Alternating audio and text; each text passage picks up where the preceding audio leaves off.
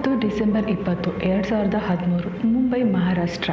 ಮುಂಬೈನ ಲೋಕಮಾನ್ಯ ತಿಲಕ್ ರೈಲ್ವೆ ಸ್ಟೇಷನಲ್ಲಿ 23 ವರ್ಷದ ಎಸ್ತರ್ ತನ್ನ ರೈಲಿಗಾಗಿ ಕುತೂಹಲದಿಂದ, ಕಾತುರದಿಂದ, ಸಂತೋಷದಿಂದ ಕಾಯ್ತಿದ್ಲು. ತನ್ನ ರೈಲು ಎಷ್ಟೊತ್ತಿಗೆ ಬರುತ್ತೆ, ಎಷ್ಟೊತ್ತಿಗೆ ಆ ರೈಲನ್ನ ಹತ್ಕೊಂಡು ನಾನು ಕೂತ್ಕೋತೀನೋ ಎಂಬ ಆತುರದಿಂದ ಕಾಯ್ತಾ ಇದ್ದ ಎಸ್ತರ್ ಕಣ್ಣಿಗೆ ತನ್ನ ರೈಲ್ ಬರೋದು ಕಂಡೇ ಬಿಡುತ್ತೆ. ಖುಷಿಯಿಂದ ತಾನು ಬುಕ್ ಮಾಡಿದ್ದ ಫಸ್ಟ್ ಕ್ಲಾಸ್ ಬೋಗಿಲಿ ಹತ್ಕೊಂಡು ಕೂತ್ಕೋತಾಳೆ. ಮತ್ತೆ ಕಿಟಕಿನ ಓಪನ್ ಮಾಡಿ ತನ್ನ ತಲೆನ ಆಚೆ ಇಟ್ಟು ಹಲವಾರು ಕನಸುಗಳನ್ನ ಕಾಣ್ತಾ ಇರ್ತಾಳೆ. ಇಷ್ಟಕ್ಕೂ ಈ ಎಸ್ತರ್ ಏನು ಕನಸು ಕಾಣ್ತಾ ಇರ್ತಾಳೆ? ಹೌದು, 23 ವರ್ಷದ ಎಸ್ತರ್ ಸಾಫ್ಟ್ವೇರ್ ಇಂಜಿನಿಯರ್ ಆಗಿ ಕೆಲಸ ಮಾಡ್ತಾ ಇರ್ತಾಳೆ. 2 ವಾರ ಅವಳಿಗೆ ಕ್ರಿಸ್ಮಸ್ ಹಾಗೂ ನ್ಯೂ ಇಯರ್ ಲೀವ್ ಸಿಕ್ಕಿರುತ್ತೆ. ಸೊ ಈ ರಜೆಗಳನ್ನು ತನ್ನ ತಂದೆ ತಾಯಿ, ತಮ್ಮ, ತಂಗಿ ಜೊತೆ ಹಾಯಾಗಿ ಕಳಿಬೋದು ಅಂತ ಜರ್ನಿನ ಶುರು ಮಾಡ್ತಾಳೆ. 18 ಅವರ್ ಅವಳು ಜರ್ನಿ ಮಾಡಿದ್ರು ಯಾವುದೇ ಆಯಾಸ ಇಲ್ಲದೆ, ಯಾವುದೇ ಕೋಪ ಬೇಜಾರಿಲ್ಲದೆ ಮನೆ ಹತ್ತ ಹೋಗ್ತಾಳೆ. ಅಲ್ಲೂ ಕೂಡ ಆಕೆಯ ತಂದೆ ತಾಯಿ ಅವಳನ್ನ ಸ್ವಾಗತ ಮಾಡ್ಕೋತಾರೆ ಖುಷಿಯಿಂದಾನೆ. ಎಸ್ತರ್ ಕೂಡ ತನ್ನ ತಂಗಿ, ತಮ್ಮ, ಅಪ್ಪ ಅಮ್ಮನ ನೋಡಿ ಎಲ್ಲಿಲ್ಲದ ಸಂತೋಷಕ್ಕೆ ಭಾಗಿಯಾಗ್ತಾಳೆ. ಈ ಥರ ಅವಳಿಗೆ ರಜೆ ದಿನಗಳು ಶುರುವಾಗುತ್ತೆ. ಸೊ ಈಗ ಎಸ್ತರ್ ಹತ್ರ 2 ವಾರ ಲೀವ್ ಇದೆ. ಅಪ್ಪ ಅಮ್ಮನ ಕರ್ಕೊಂಡು ಹೋಟೆಲ್, ದೇವಸ್ಥಾನ, ಪಾರ್ಕ್, ಸಿನಿಮಾ ಹೀಗೆ ತನ್ನ ದಿನಗಳನ್ನು ಅದ್ಭುತವಾಗಿ ಕಳೀತಾಳೆ. ರಜೆಗಳೆಲ್ಲ ಮುಗಿದೋಯ್ತು, ಮತ್ತೆ ವಾಪಸ್ ಅವಳು ಕೆಲಸಕ್ಕೆ ಹೋಗಲೇಬೇಕಲ್ಲ. ಹಾಗಾಗಿ ತನ್ನ ತಂದೆ ತಾಯಿನ ಕರ್ಕೊಂಡು ರೈಲ್ವೆ ಸ್ಟೇಷನಿಗೆ ಬರ್ತಾಳೆ. ಮುಂಬೈಗೆ ಹೊರಟ ಅವಳ ಮನಸ್ಸಲ್ಲಿ ದುಃಖ. ಸಹಜವಾಗಿ ಔಟ್ಸೈಡ್ ಕೆಲಸ ಮಾಡೋ ಎಲ್ಲ ಮಕ್ಕಳಿಗೂ ಇದೇ ಅನುಭವನೇ ಆಗಿರುತ್ತೆ. ಎಸ್ತರ್ ಮತ್ತದೇ ಆಫೀಸ್, ಮತ್ತದೇ PG, ಮತ್ತದೇ ಹೋಟೆಲ್, ಅಮ್ಮನ ಕೈ ಊಟನ ತುಂಬ ಮಿಸ್ ಮಾಡ್ಕೋತಾ ಇದ್ದೀನಿ ಅಂತ ಮನಸ್ಸಲ್ಲೇ ನೋವು ಪಡ್ಕೊಂಡು ತನ್ನ ತಂದೆ ತಾಯಿಗೆ ಕೈ ಬೀಸ್ತಾ ಇರ್ತಾಳೆ. ಈ ಕಡೆ ತಂದೆ ತಾಯಿಗಳು ಕೂಡ ತನ್ನ ಮಗಳು ಮತ್ತಿನ್ಯಾವತ್ತೂ ವಾಪಸ್ ಬರೋದೇ ಇಲ್ಲ ಅನ್ನೋ ಒಂದು ಸಣ್ಣ ಕಲ್ಪನೆನೂ ಇಲ್ಲದೆ ಮಗಳನ್ನ ಬೀಳ್ಕೊಡ್ತಾರೆ. ಎಸ್ತರ್ ರೈಲ್ ಬಂದೇ ಬಿಡುತ್ತೆ. ಆಕೆ ರೈಲ್ನ ಹತ್ಕೊಂಡು ಮುಂಬೈ ಹತ್ತ ಪ್ರಯಾಣ ಮಾಡ್ತಾಳೆ. ಈಗಿನ ಕಾಲದ ಹುಡುಗಿರು ಸಹಜವಾಗಿ ನಾವು ಎಲ್ಲಿ ಹೋಗ್ತೀವಿ, ಎಲ್ಲಿ ಬರ್ತೀವಿ ಅಂತ ಪ್ರತಿಯೊಬ್ಬರು ಪೇರೆಂಟ್ಸ್ಗೆ ಅಪ್ಡೇಟ್ ಮಾಡ್ತೀವಿ. ಕೆಲವೊಂದು ಮನೆಯಲ್ಲಿ ಆ ಥರ ಅಭ್ಯಾಸ ಇಲ್ಲೇ ಇರ್ಬೋದು. ಆದರೆ ನಾನಿವತ್ತು ಹೇಳಿಕೊಟ್ಟಿರುವ ಈ ಕಥೆನ ಪ್ರತಿಯೊಬ್ಬ ಹುಡುಗಿರು ನೋಡಲೇಬೇಕು. ನೀವು ಈ ವಿಡಿಯೋನ ನೋಡ್ತಾ ಇರೋದೇ ಆದರೆ ದಯವಿಟ್ಟು ಈ ವಿಡಿಯೋನ ನಿಮ್ಮ ಅಕ್ಕ, ತಂಗಿ ಅಥವಾ ನಿಮ್ಮ ಫ್ರೆಂಡ್ ಸರ್ಕಲ್ ಎಲ್ಲ ಹುಡುಗಿರಿಗೂ ಶೇರ್ ಮಾಡಿ. ಇಷ್ಟಕ್ಕೂ ನಾನು ಯಾಕೆ ಇದನ್ನು ಇಷ್ಟು ಗಂಭೀರವಾಗಿ ಶೇರ್ ಮಾಡಿ ಅಂತ ಹೇಳ್ತಾ ಇದ್ದೀನಿ? ಇಷ್ಟಕ್ಕೂ ಎಸ್ತರ್ಗೆ ಏನಾಯಿತು? ಪ್ರತಿಯೊಂದು ಹುಡುಗಿರು ನೋಡಲೇಬೇಕಾದಂತಹ ವಿಡಿಯೋ ಅಂತ ನಾನು ಯಾಕೆ ಒತ್ತಿ ಹೇಳ್ತಾ ಇದ್ದೀನಿ? ನಮಸ್ಕಾರ ವೀಕ್ಷಕರೇ, ನೀವು ನೋಡ್ತಾ ಇದ್ದೀರಾ ಚದುರಂಗ ನೈಜ ಕಥೆಗಳು. ನಾನು ದೀಪಿಕಾ. ಬನ್ನಿ ಇವತ್ತಿನ ಈ ನೈಜ ಕಥೆ ಏನಾಯಿತು ಅಂತ ನೋಡೋಣ.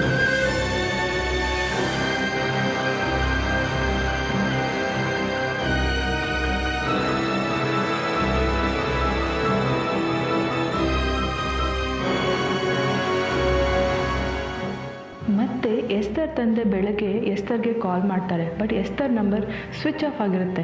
ನಿನ್ನೆ ನೈಟ್ ಅಷ್ಟೇ ನನ್ನ ಮಗಳ ಜೊತೆ ಮಾತಾಡಿದ್ದೆ, ಸೊ ಹಾಗಾಗಿ ಅವಳ ಫೋನು ಚಾರ್ಜ್ ಇಲ್ಲದೆ ಸ್ವಿಚ್ ಆಫ್ ಆಗಿರ್ಬೋದು. ಇನ್ನೂ ಸ್ವಲ್ಪ ಹೊತ್ತು ಬಿಟ್ಟು ಮಾಡೋಣ ಅಂತ ಆ ವಿಷಯನ ಅಷ್ಟು ಸೀರಿಯಸ್ ಆಗಿ ತಗೊಂಡಿರಲ್ಲ.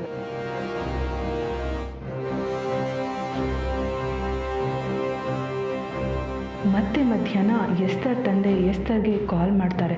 ಬಟ್ ಆವಾಗಲೂ ಕೂಡ ಸ್ವಿಚ್ ಆಫ್ ಆಗಿರುತ್ತೆ.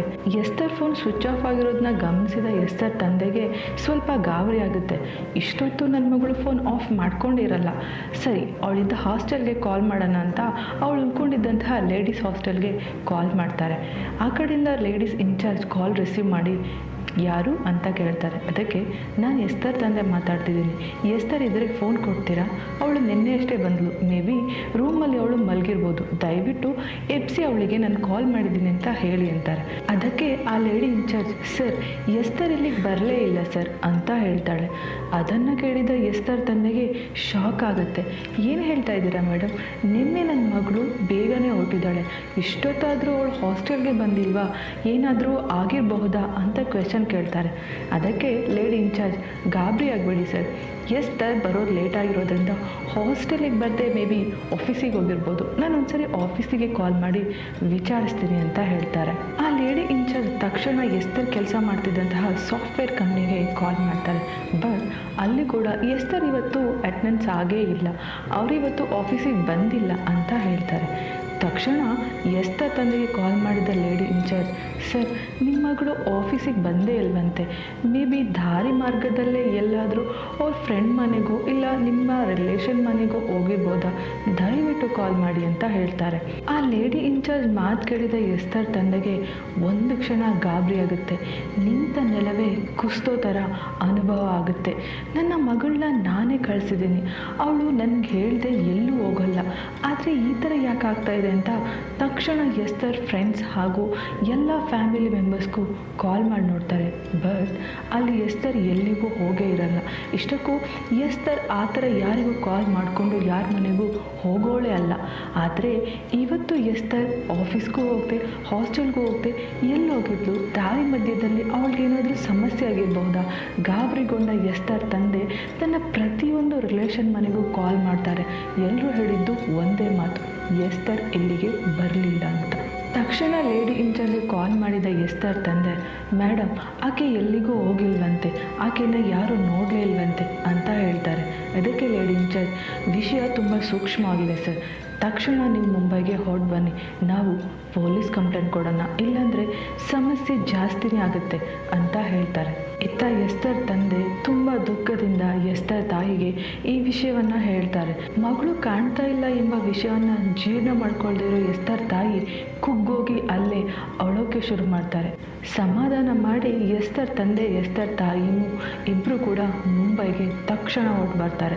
ಬಂದವರೇ ಹಾಸ್ಟೆಲ್ಗೆ ಹೋಗಿ ವಿಚಾರಿಸ್ತಾರೆ.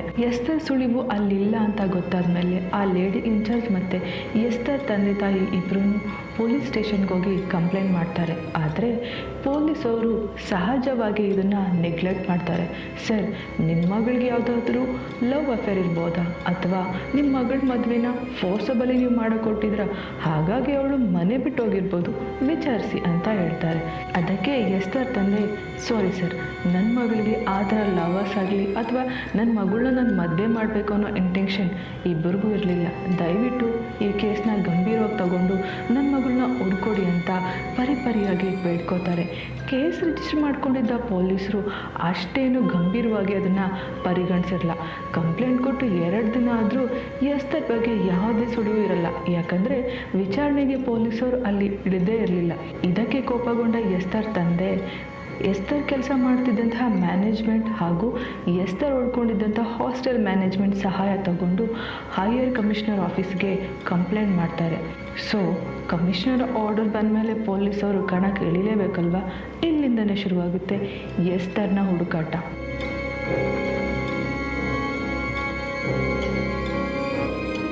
ಇನ್ವೆಸ್ಟಿಗೇಷನ್ ಶುರು ಮಾಡಿದ ಪೊಲೀಸರು ಮೊದಲಿಗೆ ಎಸ್ತರ್ ಯಾವ ಟ್ರೈನ್ ಹತ್ತಿದ್ರು, ಎಸ್ತರ್ ಎಲ್ಲಿಂದ ಬಂದಳು, ಅವಳು ಎಲ್ಲಿಂದ ಟ್ರಾವೆಲ್ನ ಎಲ್ಲಿಗೆ ಶುರು ಮಾಡಿದ್ಲು, ಎಲ್ಲಿಗೆ ಎಂಡ್ ಮಾಡಿದ್ಲು, ಈ ರೀತಿ ವಿಷಯವನ್ನು ಕಲೆಕ್ಟ್ ಮಾಡ್ತಾರೆ. ಹಾಗೂ ಎಸ್ತರ್ ಇಳಿದಿದ್ದ ಜಾಗದಲ್ಲಿ ಆಟೋದವ್ರನ್ನ ಮತ್ತು ಟ್ಯಾಕ್ಸಿ ಡ್ರೈವರ್ನ ವಿಚಾರಿಸ್ತಾರೆ. ಬಟ್ ಆಟೋದವರೆಲ್ಲ ಅವ್ರು ಬರೋಷ್ಟು ಟೈಮಿಗೆ ನಾವು ಬೇರೆ ಒಂದು ಸವಾರಿಯಲ್ಲಿದ್ವಿ ಸರ್, ಹಾಗಾಗಿ ಆಕೆನ ನಾವು ನೋಡಲಿಲ್ಲ ಅಂತ ಹೇಳ್ತಾರೆ. ಇಲ್ಲಿ 3 ಜನದ ಮೇಲೆ ಡೌಟ್ ಪಟ್ಟ ಪೊಲೀಸರು ಆಟೋದವ್ರು ಹೇಳ್ದಂಗೆ ಅವತ್ತು ಎಸ್ತರ್ ಬಂದಿದ್ದ ಟೈಮಲ್ಲೇ ಅವ್ರು ಎಲ್ಲಿದ್ರು ಅಂತ ಅವರನ್ನು ವಿಚಾರಣೆ ಮಾಡಿ ಆ ಜಾಗನ ತೋರಿಸಿ ಅಂತಾರೆ. ಅದಕ್ಕೆ ಕರೆಕ್ಟಾಗಿ ಆಟೋದವರು ಎಸ್ತರ್ ಬಂದ ಆ ದಿನ ಅವ್ರು ಎಲ್ಲಿದ್ರು ಅನ್ನೋದನ್ನು ತೋರಿಸ್ತಾರೆ. ಸೊ ಪೊಲೀಸವ್ರಿಗೆ ಆಟೋದವ್ರ ಮೇಲಿದ್ದ ಅನುಮಾನ ಪರಿಹಾರ ಆಗುತ್ತೆ. ಬಿಕಾಸ್ ಎಸ್ತರ್ ಅವತ್ತು ಬಂದಿದ್ದ ದಿನ ಇವ್ರು ಯಾರು ಅಲ್ಲಿ ಇರಲಿಲ್ಲ ಅಂತ ಗೊತ್ತಾಗುತ್ತೆ. ಮತ್ತೆ ಇನ್ವೆಸ್ಟಿಗೇಷನ್ನ ಶುರು ಮಾಡ್ತಾರೆ ಪೊಲೀಸವರು. ಮುಂಬೈನ ಅದಿರಾ ವೆಸ್ಟ್ಗೆ ಟ್ರಾವೆಲ್ ಮಾಡ್ತಿದ್ದ ಎಸ್ತರ್ ಹೋಗ್ತಿದ್ದ ರೈಲ್ವೆ ಸ್ಟೇಷನ್ ಆಜು ಬಾಜಿನ phone booth, public booth, milk ಅಂಗಡಿಗಳು ಹಾಗೂ ಸ್ನ್ಯಾಕ್ಸ್ ಅಂಗಡಿಗಳು, ಹೀಗೆ ಹಲವಾರು ಕಡೆ ಎಸ್ತರ್ ಬಗ್ಗೆ ವಿಚಾರಿಸ್ತಾರೆ. ಆಕೆ ಫೋಟೋ ಹಿಡ್ಕೊಂಡು ಕೂಡ ಕೇಳ್ತಾ ಇರ್ತಾರೆ. ಬಟ್ ಅಲ್ಲಿ ಯಾರು ಕೂಡ ಈ ಥರ ಒಂದು ಹುಡುಗಿನ ನಾವು ನೋಡಲೇ ಇಲ್ಲ ಅಂತ ಹೇಳ್ತಾರೆ. ಸಹಜವಾಗಿ ರೈಲ್ವೆ ಸ್ಟೇಷನಲ್ಲಿ ತುಂಬ ಜನ ಓಡಾಡ್ತಿರ್ತಾರೆ, ಸಾವಿರಾರು ಜನ ಅಂತಲೇ ಹೇಳ್ಬೋದು. ಇದ್ರ ಮಧ್ಯೆ ಎಸ್ತರ್ನ ಯಾಕೆ ಗಮನಿಸಿರ್ತಾರೆ, ಈ ಕ್ವೆಶ್ಚನ್ ಪೊಲೀಸರಿಗೆ ಬರುತ್ತೆ. ಇನ್ವೆಸ್ಟಿಗೇಷನ್ನ ಚುರುಕು ಹೆಚ್ಚಿಸಿದ ಪೊಲೀಸರು ತಕ್ಷಣ ಎಸ್ತರ್ ಟ್ರಾವೆಲ್ ಮಾಡ್ತಿದ್ದಂತಹ ದಾರಿಯಲ್ಲಿದ್ದ CCTV ಕ್ಯಾಮ್ರಾವನ್ನು ಚೆಕ್ ಮಾಡ್ತಾರೆ. ಸೊ ಈ ಕೆಲಸನ ಪೊಲೀಸರು ಮೇ ಬಿ ಮೊದಲೇ ಮಾಡಬೇಕಿತ್ತು ಅನಿಸುತ್ತೆ. ಯಾಕಂದರೆ CCTV ಚೆಕ್ ಮಾಡಿದಾಗಲೇ ಗೊತ್ತಾಗಿದ್ದು ಈ ಕೇಸಿಗೆ ಬಹುದೊಡ್ಡ ಸಾಕ್ಷಿ ಅಲ್ಲೇ ಸಿಗುತ್ತೆ ಅಂತ. CCTV ಚೆಕ್ ಮಾಡಿದ ಪೊಲೀಸರಿಗೆ ಎಸ್ತರ್ ಪ್ಯಾಂಟು ಶರ್ಟು ಹಾಕೊಂಡಿರುವಂತಹ ಒಬ್ಬ ವ್ಯಕ್ತಿ ಜೊತೆ ರೈಲ್ವೆ ಸ್ಟೇಷನಿಂದ ಹೊರಗಡೆ ಬರೋದು ಮತ್ತೆ ಆತನ ಜೊತೆಗೆ ಬೈಕ್ ಹತ್ಕೊಂಡು ಹೋಗ್ತಾ ಇರೋದು ಕಂಡು ಬರುತ್ತೆ. ಆಲ್ಸೋ ಆ ವ್ಯಕ್ತಿ 1 ಗಂಟೆಗೂ ಮುಂಚೆ ರೈಲ್ವೆ ಸ್ಟೇಷನಲ್ಲಿ ಬಂದು ಕೂತ್ಕೊಂಡು ಆತನ ಗಾಡಿ ಮೇಲೆ ಕೂತ್ಕೊಂಡು ಡ್ರಿಂಕ್ಸ್ ಮಾಡ್ತಾ ಇರೋದು ಆ CCTVಯಲ್ಲಿ ಸೆರೆಯಾಗಿರುತ್ತೆ. ಮತ್ತೆ ಅವನು ಸ್ಟಾಫ್ ಹತ್ರ ಹೋಗಿ ಏನೋ ವಿಷಯನ ಕೇಳ್ತಾ ಇರ್ತಾನೆ, ಅದು ಕೂಡ ಅಲ್ಲಿ ಕಂಡು ಬರುತ್ತೆ.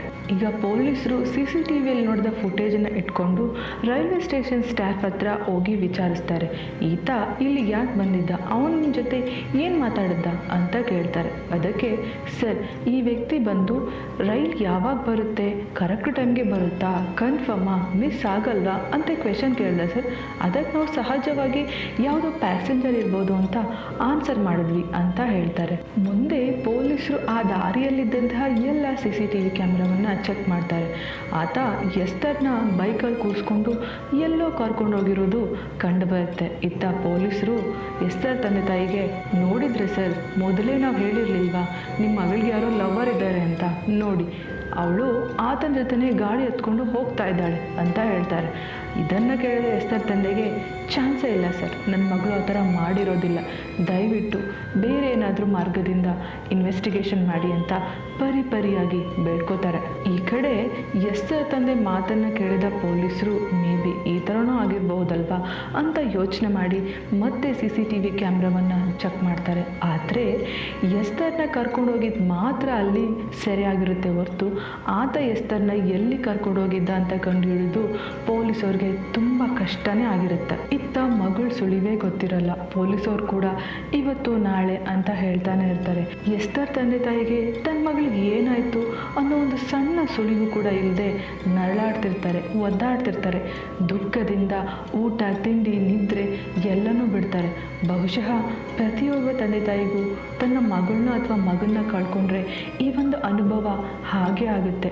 ಇಷ್ಟಕ್ಕೂ ವಯಸ್ಸಿಗೆ ಬಂದ ಮಕ್ಕಳನ್ನ ಈ ರೀತಿ ಕಳ್ಕೊಂಡಿರೋದು ತುಂಬ ದುಃಖಕರವಾದ ವಿಷಯನೇ ಹೌದು. ದಿನ ಕಳೆದಂತೆ ಪೊಲೀಸರಿಗೆ ಜನವರಿ 17 ಪಬ್ಲಿಕ್ಕಿಂದ ಒಂದು ಕಾಲ್ ಬರುತ್ತೆ. ಸರ್, ಕಂಜಾರ್ ನಗರದ ಊರಿನ ಪಕ್ಕದ ಹೈವೇಯಲ್ಲಿ ಒಂದು ದೇಹ ಅರ್ಧಂಬರ್ಧವಾಗಿ ಸುಟ್ಟೋಗಿ ದುರ್ವಾಸನೆ ಬರ್ತಾ ಇದೆ ಸರ್ ಅಂತ ಹೇಳ್ತಾರೆ. ತಕ್ಷಣ ಪೊಲೀಸರಿಗೆ ಶಾಕ್ ಆಗುತ್ತೆ. ಇಮ್ಮಿಡಿಯೇಟ್ ಆಗಿ ಪೊಲೀಸರು ಎಸ್ತರ್ ತಂದೆ ತಾಯಿಗೆ ಇನ್ಫಾರ್ಮ್ ಮಾಡಿ ಅವರನ್ನು ಕೂಡ ಸ್ಪಾಟಿಗೆ ಕರ್ಕೊಂಡು ಹೋಗ್ತಾರೆ. ಆ ದೇಹ ಅರ್ಧಂಬರ್ಧ ಸುಟ್ಟು ದುರ್ವಾಸನೆ ಬರ್ತಾ ಇರುತ್ತೆ. ಕರ್ಚೀಫನ್ನು ಮುಖಕ್ಕೆ ಹಿಡ್ಕೊಂಡು ಪೊಲೀಸರು ಮತ್ತು ಎಸ್ತರ್ ತಂದೆ ತಾಯಿ ಆ ಸತ್ತ ಹೆಣದ ಮುಂದೆ ಹೋಗ್ತಾರೆ. ಆ ಹೆಣವನ್ನು ನೋಡಿದ ಒಂದು ಕ್ಷಣ ಎಸ್ತರ್ ತಂದೆ ತಾಯಿ ಆ ಕ್ರಂದನದಿಂದ ಕೂಗುತ್ತಾ, ಅರ್ಚಾಡುತ್ತಾ, ಕಿರ್ಚಾಡುತ್ತಾ ಗೋಳಾಡ್ತಾ ಇರ್ತಾರೆ. ಅವರ ಆ ಆಕ್ರಂದನ ಮುಗಿಲು ಮುಟ್ಟುತ್ತೆ.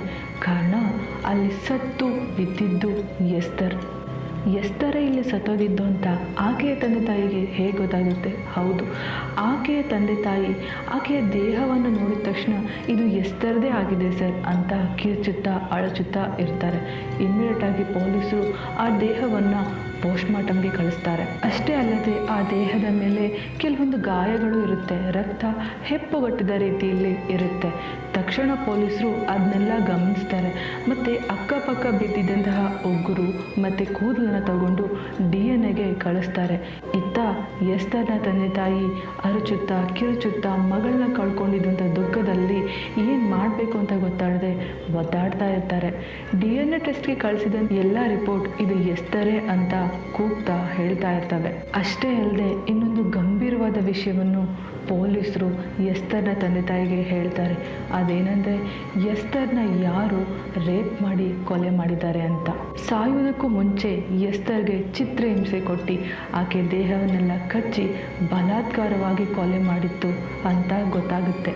ಈ ವಿಷಯ ಮಹಾರಾಷ್ಟ್ರ ತುಂಬ ಹಬ್ಕೊಳ್ಳುತ್ತೆ. ಜನರೆಲ್ಲರೂ ಪ್ರೊಟೆಸ್ಟ್ ಮಾಡೋಕ್ಕೆ ಶುರು ಮಾಡ್ತಾರೆ. ಎಸ್ತರ್ನ ಯಾರು ಕೊಲೆ ಮಾಡಿದ್ರು ಆತನಿಗೆ ತಕ್ಕ ಶಿಕ್ಷೆ ಆಗಲೇಬೇಕು, ಮರಣದಂಡನೆ ಆಗಬೇಕು ಅಂತ ಪ್ರೊಟೆಸ್ಟ್ ಮಾಡೋಕ್ಕೆ ಶುರು ಮಾಡ್ತಾರೆ. ಇತ್ತ ಕುವೆನಾ ಆರ್ಗನೈಸರ್, ಎಸ್ತರ್ ಫ್ರೆಂಡ್ಸ್, ಕೊಲೀಗ್ಸ್ ದಿನೇ ಪ್ರೊಟೆಸ್ಟ್ ಮಾಡ್ತಾ ಇರ್ತಾರೆ. ಈ ವಿಷಯ ಮಹಾರಾಷ್ಟ್ರದ ಹೋಮ್ ಮಿನಿಸ್ಟರ್ಗೂ ಕೂಡ ಗೊತ್ತಾಗುತ್ತೆ. ವಿಷಯ ತುಂಬ ತೀಕ್ಷ್ಣತೆ ಆಗಿರೋದ್ರಿಂದ ಇದನ್ನು ಮಹಾರಾಷ್ಟ್ರದ ಹೋಮ್ ಮಿನಿಸ್ಟ್ರು ತುಂಬ ಗಂಭೀರವಾಗಿ ತಗೋತಾರೆ. ಹಾಗೂ ಎಸ್ತರ್ ತಂದೆ ತಾಯಿಗೆ ಕಾಲ್ ಮಾಡಿ, ನಿಮ್ಮ ಮಗಳನ್ನ ನಾವು ವಾಪಸ್ ಕೊಡೋಕ್ಕಾಗಲ್ಲ, ಯಾರು ನಿಮ್ಮ ಮಗಳಿಗೆ ಇಂಥ ಒಂದು ಶಿಕ್ಷೆ ಕೊಟ್ಟಿದ್ದಾರೆ ಆತನನ್ನು ಕಂಡಿಡಿದು ಅವನಿಗೆ ತಕ್ಕ ಶಿಕ್ಷೆನ ಕೊಡ್ತೀವಿ, ನಿಮಗೆ ನ್ಯಾಯ ಕೊಡಿಸ್ತೀವಿ, ನಿಮ್ಮ ಮಗಳ ಸಾವಿಗೆ ನ್ಯಾಯ ಕೊಡಿಸ್ತೀವಿ ಅಂತ ಹೇಳ್ತಾರೆ. ಹೋಮ್ ಮಿನಿಸ್ಟರ್ ಪ್ರೆಷರ್ ಇದ್ದಿದ್ದರಿಂದ ಈ ಕೇಸು ತುಂಬಾ ತಿರು ತಗೊಳುತ್ತೆ. ಪೊಲೀಸರು ಎಸ್ತರ್ ಆತನ ಜೊತೆ ಹೋಗಿದ್ದಂತಹ CCTV ಫುಟೇಜ್ನ ಮುಂಬೈನ ಪೊಲೀಸರಿಗೂ ಮತ್ತು ಹೆಡ್ ಕ್ವಾರ್ಟರ್ಸ್ಗೂ ಕಳಿಸ್ತಾರೆ. ಇದನ್ನು ಇಟ್ಕೊಂಡು ಎಲ್ಲ ಕಡೆ ಹುಡುಕೋಕೆ ಶುರು ಮಾಡ್ತಾರೆ. ಆವಾಗಲೇ ಒಂದು ರೋಚಕ ಮಾಹಿತಿ ಹೊರಗಡೆ ಬರುತ್ತೆ. ಈ ವ್ಯಕ್ತಿ ಬೇರೆ ಯಾರೂ ಅಲ್ಲ, ಪಿಕ್ ಪಾಕೆಟ್ ಮಾಡಿಕೊಂಡು ವಾಂಟೆಡ್ ಲಿಸ್ಟಲ್ಲಿರುವ 37 ವರ್ಷದ ಚಂದ್ರ ಬಾಪನ್ ಎಂಬ ವ್ಯಕ್ತಿನೇ. ಸೊ ಪೊಲೀಸರಿಗೆ ಒಂದು ವಿಷಯ ಕನ್ಫರ್ಮ್ ಆಗುತ್ತೆ, ಎಸ್ತರ್ ಆತನ ಬಾಯ್ ಫ್ರೆಂಡ್ ಜೊತೆ ಹೋಗೇ ಇಲ್ಲ, ಇವನು ವಾಂಟೆಡ್ ಲಿಸ್ಟಲ್ಲಿರುವ ಪಿಕ್ ಪಾಕೆಟರ್ ಅಂತ ಗೊತ್ತಾಗುತ್ತೆ. ಆತನ ಫೋಟೋ ಇಟ್ಕೊಂಡು ಎಲ್ಲ ಕಡೆ ಹುಡ್ಕೋಕೆ ಶುರು ಮಾಡ್ತಾರೆ. ಪೋಸ್ಟರ್ಗಳನ್ನು ಕೂಡ ಅಂಟಿಸ್ತಾರೆ. ಅವನು ಎಲ್ಲೇ ಸಿಕ್ಕಿದ್ರೂ ಪೊಲೀಸರಿಗೆ ತಕ್ಷಣ ಇನ್ಫಾರ್ಮ್ ಮಾಡಬೇಕು ಅಂತ ಹೇಳ್ತಾರೆ. ಸಹಜವಾಗಿಯೇ ಎಸ್ತರ್ ತಂದೆ ತಾಯಿಗೆ ಒಂದು ಅನುಮಾನ ಶುರುವಾಗುತ್ತೆ. ಪೊಲೀಸರಿಗೂ ಕೂಡ ಈ ಅನುಮಾನ ಬಂದೇ ಬರುತ್ತೆ. ಏನಂದರೆ, ಈ ವಾಂಟೆಡ್ ಲಿಸ್ಟಲ್ಲಿರೋ ವ್ಯಕ್ತಿ ಜೊತೆ ಎಸ್ತರ್ ಯಾಕೆ ಹೋದ್ಲು, ಅದು ಅಲ್ಲದೆ ಬೈಕ್ ಹತ್ಕೊಂಡು ಅವನ ಜೊತೆ ಟ್ರಾವೆಲ್ ಯಾಕೆ ಮಾಡಿದ್ಲು, ಈ ಒಂದು ಸಣ್ಣ ಅನುಮಾನ ಎಲ್ರಿಗೂ ಬರುತ್ತೆ. ನಾನು ಕತೆಗೂ ಮುಂಚೆನೇ ಒಂದು ವಾಕ್ಯನ ಹೇಳಿದ್ದೆ, ಏನಂದರೆ ಈ ಒಂದು ವಿಡಿಯೋನ ಎಲ್ಲ ಹುಡುಗಿರು ನೋಡಲೇಬೇಕಂತ. ಅದು ಯಾಕಂತ ನಾನು ಇವಾಗ ಹೇಳ್ತಾ ಹೋಗ್ತೀನಿ. ಪೋಸ್ಟರ್ ಮತ್ತು ಈ ವಿಡಿಯೋ ಬಗ್ಗೆ, ಈ ಕೊಲೆ ಬಗ್ಗೆ ತಿಳ್ಕೊಂಡಂತಹ ಜನರಲ್ಲಿ ಯಾರೋ ಒಬ್ಬರು ಈ ವ್ಯಕ್ತಿ ನಾಸಿಕದಲ್ಲಿದ್ದಾನೆ ಅಂತ ಹೇಳ್ತಾರೆ. ತಕ್ಷಣ ಪೊಲೀಸರೆಲ್ಲರೂ ನಾಸಿಕ್ಗೆ ಹೋಗ್ತಾರೆ. ಅಲ್ಲಿ ಒಂದು ಲಾಡ್ಜಲ್ಲಿ ಚಂದ್ರಬಾಪನ್ ಉಳ್ಕೊಂಡಿರ್ತಾನೆ. ಅವನನ್ನು ತಕ್ಷಣ ಅರೆಸ್ಟ್ ಕೂಡ ಮಾಡ್ತಾರೆ. ಅರೆಸ್ಟ್ ಮಾಡಿದ ಚಂದ್ರಬಾಪನ್ ಹತ್ರ ಪೊಲೀಸರು ವಿಚಾರಣೆ ಶುರು ಮಾಡಿದಾಗ, ಸರ್ ನಾನೇನೂ ತಪ್ಪು ಮಾಡಿಲ್ಲ ಸರ್, ನಾನು ಸಣ್ಣ ಪುಟ್ಟ ಪಿಕ್ ಪಾಕೆಟ್ ಮಾಡ್ಕೊಂಡಿದ್ದೀನಿ, ನನ್ನನ್ನು ಯಾಕೆ ಇಲ್ಲಿ ಕರ್ಕೊಂಡು ಬಂದ್ರಿ, ನಾನು ಯಾವ ಕೊಲೆನೂ ಮಾಡಿಲ್ಲ, ಯಾವ ಬಲಾತ್ಕಾರನೂ ಮಾಡಿಲ್ಲ ಅಂತ ವಾದ ಮಾಡೋಕ್ಕೆ ಶುರು ಮಾಡ್ತಾನೆ. CCTV ಫುಟೇಜ್ ತೋರಿಸಿದ ಪೊಲೀಸರು, ನಿನ್ನ ಭವಿಷ್ಯ ಎಲ್ಲ ಈ CCTV ಫುಟೇಜಲ್ಲಿದೆ, ಮರ್ಯಾದೆಯಿಂದ ಅವತ್ತಲ್ಲಿ ಏನು ನಡೀತು, ಆ ಹುಡುಗಿಗೂ ನಿನಗೂ ಏನು ಸಂಬಂಧ, ಅಷ್ಟು ವಿಕೃತವಾಗಿ ಆಕೆನ ನೀನು ಯಾಕೆ ಕೊಲೆ ಮಾಡಿದೆ, ಇದೆಲ್ಲನೂ ಒಪ್ಕೊಂಡ್ರೆ ನಿನಗೆ ಒಳ್ಳೆಯದು ಅಂತ ಪೊಲೀಸರ ರೀತಿಯಲ್ಲೇ ಇನ್ವೆಸ್ಟಿಗೇಷನ್ ಶುರು ಮಾಡ್ತಾರೆ. ಇದಕ್ಕೆಲ್ಲ ಭಯಪಟ್ಟ ಚಂದ್ರಬಾಪು ಅವತ್ತೇನು ನಡೆದಿತ್ತು ಅಂತ ಹೇಳೋಕೆ ಶುರು ಮಾಡ್ತಾನೆ. ಹೇಳ್ತಾ ಪೊಲೀಸರು ಈ ಕಥೆನ ಕೇಳಿದ್ರೆ ಒಂದು ಕ್ಷಣ ಅಕ್ಕಪಕ್ಕದಲ್ಲಿ ನಿಂತಿದ್ದ ಎಲ್ಲ ಸಿಬ್ಬಂದಿಗೂ ಗಾಬರಿ ಆಗುತ್ತೆ. ಚಂದ್ರಬಾಪನ್ ವಾಂಟೆಡ್ ಲಿಸ್ಟಲ್ಲಿರುವ ವ್ಯಕ್ತಿ ಕೂಡ ಅಲ್ಲ, ಒಬ್ಬ ಕ್ರಿಮಿನಲ್, ಒಬ್ಬ ಪಕ್ಕ ರೌಡಿ, ಕೊಲೆಗಾರ ಅಂತ ಗೊತ್ತಾಗುತ್ತೆ. ಇನ್ವೆಸ್ಟಿಗೇಷನ್ ಸಮಯದಲ್ಲಿ ಚಂದ್ರಬಾಪನ್ ಹೇಳಿದ ವಿಚಾರಗಳೇ ಇದು. ಪದೇ ಕಳ್ತನ ಮಾಡ್ತಿದ್ದ ಚಂದ್ರಬಾಪನ್ಗೆ ತುಂಬ ಬೇಜಾರಾಗಿತ್ತು. ಎಷ್ಟು ಕಳ್ತನ ಮಾಡಿದ್ರೂ ಲೈಫ್ ಮಾತ್ರ ಸೆಟ್ಲ್ ಆಗ್ತಾ ಇಲ್ಲ, ದೊಡ್ಡದಾಗೇನೂ ಸಿಗ್ತಾ ಇಲ್ಲ ಅಂತ ಯೋಚನೆ ಮಾಡಿದವನೇ ಒಂದು ವಿಚಾರಕ್ಕೆ ಬರ್ತಾನೆ. ಆ ವಿಚಾರ ಏನಂದರೆ, ಯಾರಾದರೂ ಒಬ್ಬ ಒಳ್ಳೆ ವ್ಯಕ್ತಿನ ಕಿಡ್ನಾಪ್ ಮಾಡಿ ಅವನ್ನ ಕೊಲೆ ಮಾಡಿ ಅವ್ರ ಹತ್ರ ಇರುವಂಥ ಆಕ್ಸೆಸರೀಸ್ ಎಲ್ಲನೂ ತೊಗೊಂಡ್ರೆ ಲೈಫಲ್ಲಿ ಸೆಟ್ಲ್ ಆಗ್ಬೋದು ಎಂಬ ವಿಚಾರಕ್ಕೆ ಬಂದವನೇ ಸೆಲೆಕ್ಟ್ ಮಾಡ್ಕೊಂಡಿದ್ದು ಮುಂಬೈನ ಲೋಕಮಾನ್ಯ ತಿಲಕ್ ರೈಲ್ವೆ ಸ್ಟೇಷನ್. ಜನವರಿ 5 ಮುಂಜಾನೆ 4 ಗಂಟೆಗೆ ಲೋಕಮಾನ್ಯ ತಿಲಕ್ ರೈಲ್ವೆ ಸ್ಟೇಷನಿಗೆ ಬಂದ ಚಂದ್ರಬಾಪುನ್ ಕುಡಿದಿರ್ತಾನೆ. ಕುಡ್ದಿರೋ ಸ್ಮೆಲ್ಲು ಯಾರಿಗೂ ಬರಬಾರ್ದಂತ ಚ್ಯೂಯಿಂಗ್ ಗಮ್ ಮತ್ತು ಮೌತ್ ವಾಷರ್ ಇದನ್ನೆಲ್ಲ ಯೂಸ್ ಮಾಡಿಕೊಂಡು ಟಿಪ್ ಟಾಪ್ ಆಗಿ ರೆಡಿಯಾಗಿ ಅಲ್ಲಿ ನಿಂತಿರ್ತಾನೆ. ಪದೇ ಸಿಬ್ಬಂದಿ ಹತ್ರ ಹೋಗಿ, ರೈಲ್ ಕರೆಕ್ಟ್ ಟೈಮಿಗೆ ಬರುತ್ತಾ, ರೈಲ್ ಮಿಸ್ ಆಗಲ್ವಾ, ರೈಲ್ ಬಂದೇ ಬರುತ್ತಾ ಅಂತ ಎನ್ಕ್ವೈರಿ ಮಾಡ್ತಾ ಇರ್ತಾನೆ. ಅದಕ್ಕೆ ಸಿಬ್ಬಂದಿಗಳು, ಹೌದು ಸರ್, ರೈಲು ಕರೆಕ್ಟ್ ಟೈಮ್ಗೆ ಬರುತ್ತೆ ಅಂತ ಹೇಳಿರ್ತಾರೆ.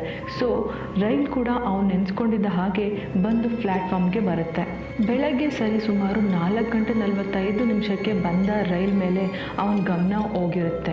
ಸೊ ಅಲ್ಲಿ ಸಹಜವಾಗಿ ತುಂಬ ಜನರು ಕೂಡ ಬಂದು ಇಳಿದಿರ್ತಾರೆ, ತಮ್ಮ ದಿನಚರಿಗಳನ್ನ ಮಾಡೋಕ್ಕೆ ಹೊರಟಿರ್ತಾರೆ. ಅಂತಹ ಸಮಯದಲ್ಲೇ ಈ ಚಂದ್ರಬಾಬುನ ಕಣ್ಣಿಗೆ ಬಿದ್ದಿದ್ದೆ ಎಸ್ತರ್. ಕಣ್ಣಿಗೆ ಬಿದ್ದ ಎಸ್ತರ್ ಹತ್ರ ಯಾರಾದರೂ ಬೇರೆ ಆಟೋ ಚಾಲಕರು, ಟ್ಯಾಕ್ಸಿ ಡ್ರೈವರ್ ಬಂದು ಅವ್ರನ್ನ ಪಿಕಪ್ ಮಾಡ್ಬೋದು ಅಂತ ಗಂಭೀರವಾಗಿ ಪರಿಗಣಿಸಿದ ಅವನು ಎಸ್ತರ್ ಮುಂದೆ ಹೋಗಿ ನಿಲ್ತಾನೆ. ಅದಕ್ಕೆ ಎಸ್ತರ್, ಯಾರು ನೀವು ಅಂತ ಕೇಳ್ತಾರೆ. ಅದಕ್ಕೆ ಚಂದ್ರಬಾಬನ್, ಮೇಡಮ್ ಟ್ಯಾಕ್ಸಿ, ಮೇಡಮ್ ಟ್ಯಾಕ್ಸಿ ಬೇಕಾ, ಟ್ಯಾಕ್ಸಿ ಇದೆ ಬನ್ನಿ ಅಂತ ಪ್ರತಿ ಸರಿ ಕೂಗ್ತಾ ಹೇಳ್ತಾ ಇರ್ತಾನೆ.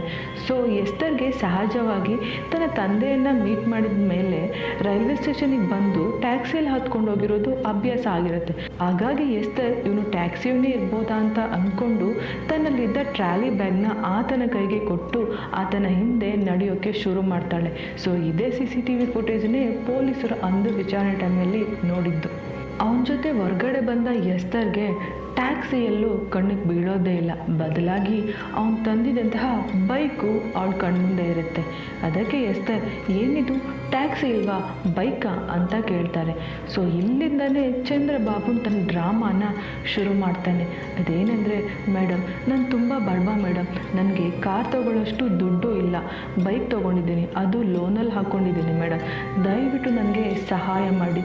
ನೀವು ನನಗೆ ಕಡಿಮೆ ದುಡ್ಡು ಕೊಟ್ಟರು ಪರವಾಗಿಲ್ಲ, ದಯವಿಟ್ಟು ನೀವು ನನ್ನ ಗಾಡಿಯಲ್ಲಿ ಬನ್ನಿ, ನನಗೆ ನೀವು ಕೊಡೋವಂಥ ದುಡ್ಡು ತುಂಬ ಯೂಸ್ ಆಗುತ್ತೆ. ನಾನು ತುಂಬ ಬಡವ, ಮನೆಯಲ್ಲಿ ಹಸಿವಾದವರು ತುಂಬ ಜನ ಇದ್ದಾರೆ, ನಾನು ಅವ್ರಿಗೆಲ್ಲ ಹೋಗಿ ಅನ್ನ ಹಾಕಬೇಕು ಅಂತ ಪರಿಯಾಗಿ ಬೇಡ್ಕೋತಾನೆ. ಆದರೆ ಎಸ್ತರ್ ಮೊದಲಿಗೆ ಇದು ಯಾವುದನ್ನು ಒಪ್ಪಿರೋದಿಲ್ಲ. ಅನುಮಾನದಿಂದನೇ ಇಲ್ಲ ಬರಲ್ಲ ಅಂತ ಹೇಳಿರ್ತಾಳೆ. ಬಟ್ ಚಂದ್ರಬಾಬುನ್ ಎಸ್ತರ್ನ ಪರಿಯಾಗಿ ಬೇಡ್ಕೋತಾ ಇರ್ತಾನೆ. ಅನುಮಾನ ಬಂದ ಎಸ್ತರ್ಗೆ ಹೋಗ್ಬೇಕಾ ಬೇಡವಾ ಎಂಬ ಕುತೂಹಲ ಜಾಸ್ತಿ ಆಗುತ್ತೆ. ಆದರೆ ಎಸ್ತರ್ ಇಲ್ಲಿ ಮಾಡಿದ ತಪ್ಪೇ ಚಂದ್ರಬಾಬುನ್ನ ನಂಬಿದ್ದು.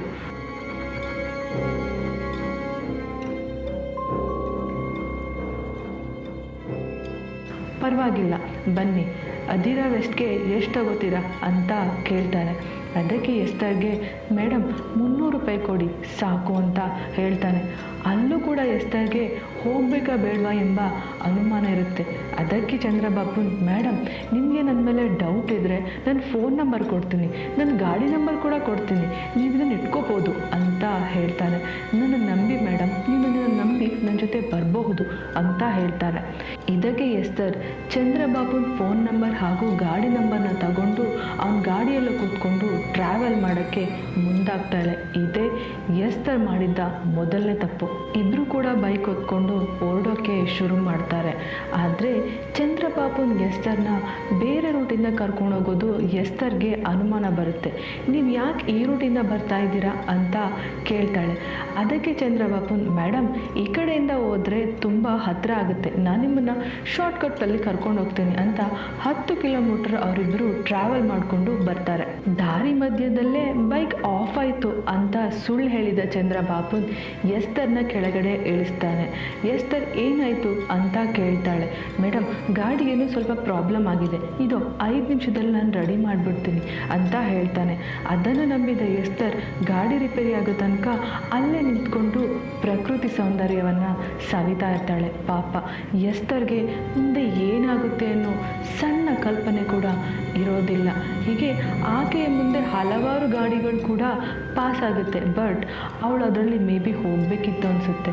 ಆದರೆ ಅವಳು ಪಾಪ ಚಂದ್ರಬಾಬುನ್ಗೆ ಕಷ್ಟ ಇದೆ, ನಾನು ಅವನ ಜೊತೆನೇ ಸವಾರಿ ಮಾಡಬೇಕು ಅಂತ ಯಾವ ಗಾಡಿಗೂ ಅವಳು ಕೈ ಹಾಕ್ತೆ ಅವನ ಬೈಕ್ ರೆಡಿ ಮಾಡೋದನ್ನೇ ನೋಡ್ತಾ ಕಾಯ್ತಾ ನಿಂತಿರ್ತಾಳೆ. ಇತ್ತ 5 ನಿಮಿಷ ಮೇಡಮ್ ಅಂತ ಸುಳ್ಳು ಹೇಳ್ತಾ ಇದ್ದ ಚಂದ್ರಬಾಬುನ್ ಯಾರು ಇಲ್ದಿರೋ ಟೈಮ್ನ ಕಾಯ್ತಾ ಇದ್ದ.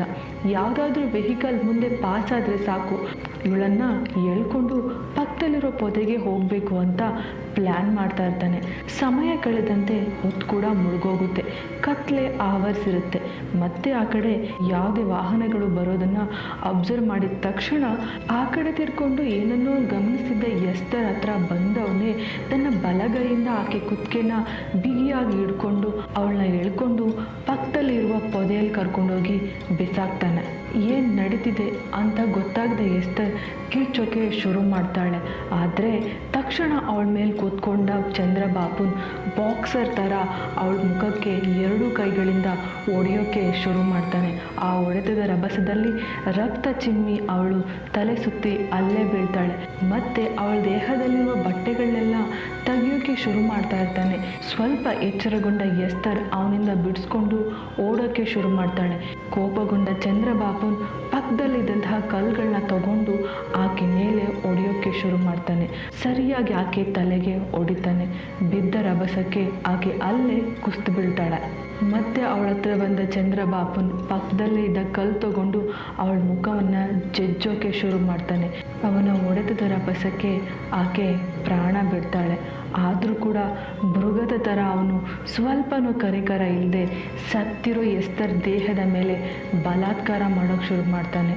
ಅವನ ಕೆಲಸ ಮುಗಿದ ಮೇಲೆ ಅವಳ ಹತ್ರ ಇದ್ದಂತಹ gold chain, watch, laptop, phone, bag, trolley bag ಎಲ್ಲನ ತಗೊಂಡು ಓಡೋಕ್ಕೆ ಶುರು ಮಾಡ್ತಾನೆ. ಆದರೆ ಅವನಿಗೆ ಕೊಲೆ ನಾನೇ ಮಾಡಿದ್ದು, ಕೊಲೆ ಇಲ್ಲಿ ಯಾಕಾಗಿದೆ ಅಂತ ಯಾರಿಗಾದರೂ ಅನುಮಾನ ಬರ್ಬೋದಾ ಅಂತ ಪಕ್ಕದಲ್ಲೇ ಇದ್ದಂತಹ ಒಣಗಿದ ಸೌದೆಗಳನ್ನೆಲ್ಲ ತಗೊಂಡು ಬಂದು ಆಕೆ ಮೈ ಮೇಲೆ ಹಾಕಿ ಬೆಂಕಿ ಹಚ್ಚಿಬಿಡ್ತಾನೆ. ಬೆಂಕಿ ಹಚ್ಚಿ ಅಲ್ಲಿಂದ ತಪ್ಪಿಸ್ಕೊಂಡು ಹೊರಟೋಗ್ತಾನೆ. ಇದೇ ಎಸ್ತರ್ಗೆ ಅವತ್ತು ಏನು ನಡೀತು ಅಂತ ಚಂದ್ರಬಾಬುನ್ ಪೊಲೀಸರ ಮುಂದೆ ಹೇಳಿರೋ ಕತೆ. ಯಾವುದೇ ಪಶ್ಚಾತ್ತಾಪನೂ ಇಲ್ಲದೆ ಬಾಳಿ ಬದುಕಬೇಕಾಗಿದ್ದಂತಹ ಎಸ್ತರ್ನ ನಾನೇ ಕೊಲೆ ಮಾಡಿದೆ ಅಂತ ಪೊಲೀಸರ ಮುಂದೆ ಒಪ್ಕೋತಾನೆ. ವಿಚಾರಣೆನ ಮುಗಿಸಿದ ಪೊಲೀಸರು ಎಲ್ಲ ರಿಪೋರ್ಟ್ಸ್ನ ಕೋರ್ಟಿಗೆ ಸಬ್ಮಿಟ್ ಮಾಡ್ತಾರೆ. ವಿಚಾರಣೆಯನ್ನು ಪರಿಗಣಿಸಿದ ಕೋರ್ಟ್ ಕೂಡ ಈತನಿಗೆ ಜೀವಾವಧಿ ಶಿಕ್ಷೆಯನ್ನು 2005ರಲ್ಲಿ ಪ್ರಕಟಿಸುತ್ತೆ. ಆದರೆ 2018ರಲ್ಲಿ ಆ ಶಿಕ್ಷೆನ ಕನ್ಫರ್ಮ್ ಮಾಡುತ್ತೆ. ಇಲ್ಲಿ ಯಾರ ತಪ್ಪು ಅಂತ ನಾವು ಗಮನಿಸಬೇಕು, ಎಸ್ತರ್ದ ಅಥವಾ ಚಂದ್ರಬಾಬುಂದ? ಈ ಪ್ರಶ್ನೆಗೆ ಉತ್ತರ ನೀವೇ ಹೇಳಬೇಕು. ಆದರೆ ಒಂದು ವಿಚಾರ ಮಾತ್ರ ನಾವಿಲ್ಲಿ ಗಮನ ಹರಿಸಲೇಬೇಕು. ಯಾರೋ ಗೊತ್ತು ಗುರಿ ಇಲ್ಲದೆ ಇರೋ ಒಬ್ಬ ವ್ಯಕ್ತಿ ನಮ್ಮ ಹತ್ರ ಬಂದು ನನಗೆ ಸಹಾಯ ಮಾಡಿ ಮೇಡಮ್, ನನ್ನ ಜೊತೆ ಬನ್ನಿ ಅಂತ ಹೇಳುವಾಗ ನಾವು ಅವನ್ನ ನಂಬಿ ಹೋಗ್ಬೋದು. ಆದರೆ ಟ್ಯಾಕ್ಸಿ ಚಾಲಕ ಅಂತ ಹೇಳಿ ಯಾವುದೋ ಒಂದು ಬೈಕ್ ತೋರಿಸಿ ನನಗೆ ಕಷ್ಟ ಇದೆ, ಫ್ಯಾಮಿಲಿ ಪ್ರಾಬ್ಲಮ್ ಇದೆ, ನನಗೆ ಸಹಾಯ ಮಾಡಿ, ಈ ಬೈಕಲ್ಲಿ ಟ್ರಾವೆಲ್ ಮಾಡಿ ಅಂತ ಹೇಳಿದಾಗ ನಮ್ಮ ಮನಸ್ಥಿತಿಗೆ ಮೊದಲು ಅರ್ಥ ಆಗಬೇಕಾಗಿದ್ದು ಇದು ಸರಿನಾ ಅಥವಾ ತಪ್ಪಾ ಅಂತ. ಅದೆಲ್ಲ ಬಿಟ್ಟು ನಾವು ಸಹಾಯ ಮಾಡೋ ಉದ್ದೇಶದಿಂದ ಹೋದರೆ ನಮ್ಮ ಪ್ರಾಣನೇ ಕಳ್ಕೋಬೇಕಾಗುತ್ತೆ. ನಾವು ಎಷ್ಟೋ ವಿಚಾರವನ್ನು ಇಲ್ಲಿ ಅಬ್ಸರ್ವ್ ಮಾಡ್ತೀವಿ, ಎಲ್ಲಿ ಯಾವಾಗ ಯಾಕೆ ಅಂತ ಮಾತ್ರ ಗೊತ್ತಾಗಲ್ಲ. ಸಹಜವಾಗಿ ಒಂದು ಫ್ಯಾಮಿಲಿ ರೋಡಲ್ಲಿ ಆಕ್ಸಿಡೆಂಟ್ ಆಗಿ ಬಿದ್ದಿರುತ್ತೆ. ಇದನ್ನು ನೋಡಿ ಸಹಾಯ ಮಾಡೋಕ್ಕೆ ಹೋದವ್ರನ್ನೇ ಕೊಲೆ ಮಾಡಿದ್ದಾರೆ. ಅಂದರೆ ಅಲ್ಲಿ ನಾಟಕ ಮಾಡಿಕೊಂಡು ನಮಗೆ ಆಕ್ಸಿಡೆಂಟ್ ಆಗಿದೆ ಅಂತ ಹೇಳಿ ಬಿದ್ದಿರೋ ವ್ಯಕ್ತಿಗಳು ಸಹಾಯ ಮಾಡೋಕ್ಕೆ ಹೋದವ್ರನ್ನೇ ಕೊಲೆ ಮಾಡಿ, ರಾಬ್ರಿ ಮಾಡಿ, ರೇಪ್ ಮಾಡಿ ಬಿಸಾಕ್ದಂತಹ ಹಲವಾರು ವಿಚಾರಗಳು ನಮ್ಮ ಸುತ್ತಮುತ್ತ ನಡೆದಿರುತ್ತೆ. ಇಲ್ಲಿ ಸಹಾಯ ಮಾಡೋಕ್ಕೆ ಹೋದವ್ರದ್ದೇ ತಪ್ಪ ಅಥವಾ ಸಹಾಯ ಮಾಡ್ತಾರೆ ಅಂತ ಗೊತ್ತಿದ್ದು ಅವ್ರ ಮೇಲೆ ಮೃಗದ ಥರ ಈ ಥರ ವರ್ತನೆ ಮಾಡೋದು ತಪ್ಪ? ಸಮಾಜದಲ್ಲಿ ನಾವೇನೇ ಮಾಡಿದ್ರೂ ಅದು ನಮ್ಮ ಒಳ್ಳೆತನ ಆಗಿರುತ್ತೆ. ಆದರೆ ನಮ್ಮ ಒಳ್ಳೆತನ ಒಂದಿನ ನಮಗೆ ಶಾಪ ಆಗಿಬಿಡುತ್ತೆ. ಎಸ್ತರ್ನಂತಹ ಮುಗ್ಧ ಹುಡುಗಿರು ಕೂಡ ಯಾರನ್ನೂ ನಂಬಿ ಗಾಡಿಯಲ್ಲಿ ಹೋಗಿ ತನ್ನ ಪ್ರಾಣನೇ ಕಳ್ಕೊತಾರೆ. ಇನ್ನು ಮುಂದೆ ನಾವು ಯಾರನ್ನಾದರೂ ಒಬ್ಬರನ್ನ ನಂಬಬೇಕಾದ್ರೆ, ಯಾರಿಗಾದರೂ ಒಬ್ರಿಗೆ ಸಹಾಯ ಮಾಡಬೇಕಾದ್ರೆ ಯೋಚನೆ ಮಾಡೋಣ. ಬಹುಶಃ ಇದಕ್ಕಾಗಿ ಅನಿಸುತ್ತೆ ರೋಡಲ್ಲೇ ಆಕ್ಸಿಡೆಂಟ್ ಆಗಿದ್ರು, ಊಟ ಗತಿ ಇಲ್ದಿದ್ರು ನಮ್ಮ ಸಮಾಜದಲ್ಲಿರೋ ಕೆಲವು ವ್ಯಕ್ತಿಗಳು ಸಹಾಯ ಮಾಡೋದೇ ಇಲ್ಲ. ಅದಕ್ಕಾಗಿ ನಾವು ಅವ್ರನ್ನ ದೂಷಣೆ ಮಾಡೋಕ್ಕಾಗಲ್ಲ. ಬದಲಾಗಿ ಅವ್ರ ಮನಸ್ಥಿತಿಯಲ್ಲಿ ಈ ಥರದೊಂದು ಘಟನೆ ಇರುತ್ತಾ, ಅವ್ರ ಮನಸ್ಸಲ್ಲಿ ಈ ಥರದೊಂದು ಅನುಭವದ ಭಾವನೆ ಇರುತ್ತಾ ಅಂತ ತಿಳ್ಕೊಬೇಕಾಗುತ್ತೆ. ಸೊ ಸಹಾಯ ಮಾಡೋಕ್ಕೂ ಮುಂಚೆ ಯೋಚನೆ ಮಾಡೋಣ, ಯಾರಿಗೆ ಎಲ್ಲಿ ಯಾವಾಗ ಸಹಾಯ ಮಾಡಬೇಕು ಅಂತ ತಿಳ್ಕೊಂಡು ಮಾಡೋಣ. ಇದು ಇವತ್ತಿನ ನೈಜಕತೆ. ಮತ್ತೆ ಇನ್ನೊಂದು ನೈಜಕತೆ ಜೊತೆ ನಾನು ಜೊತೆ ಇರ್ತೀನಿ. ಅಲ್ಲಿ ತನಕ ಸೇಫ್ ಆಗಿರಿ. ಶತ್ರುಗಳು, ಹಿತಶತ್ರುಗಳು ನಮ್ಮ ಜೊತೆನೇ ಇರ್ತಾರೆ.